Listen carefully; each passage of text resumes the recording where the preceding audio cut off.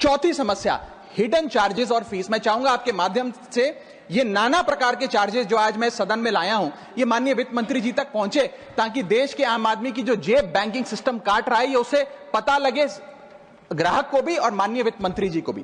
पहला, minimum balance penalty. यदि आप न्यूनतम बैलेंस नहीं रखते हैं तो 100 से 600 रुपए प्रति माह बैंक आपका काट लेता है। इस चार्ज को लगाने के बाद बैंकों ने वित्तीय वर्ष 22-23 में 3500 करोड़ रुपए मिनिमम बैलेंस पेनल्टी के नाम से लोगों से वसूले हैं मैडम।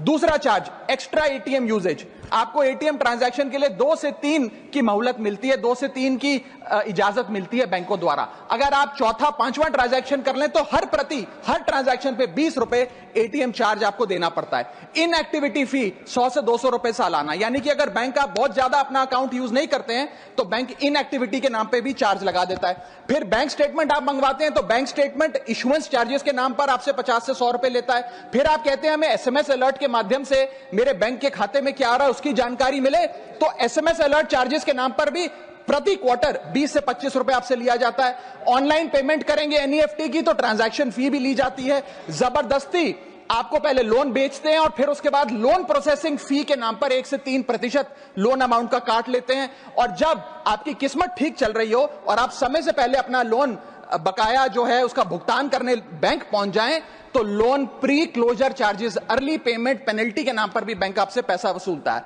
साधारण सा सिग्नेचर बदलवाना हो, नॉमिनी की डिटेल्स बदलवानी हो, उस चेंज पर भी 200 रुपए प्रति ट्रांजैक्शन के नाम पे बैंक आपसे पैसा वसूलता है। और डिमांड ड्राफ्ट पे ऑर्डर बनाने जाएं तो 100 से 200 रुपए प्रति डिमांड ड्राफ्ट आपसे पैसा वसूलता ही वसूलता है। यानी कि कस्टमर्स की जेब काटी जा रही है और कस्टमर्स को पता भी नहीं लगता कि कितना पैसा बैंक इन नाना प्रकार के चार्जेस के चलते आम आदमी से वसूल रहा है।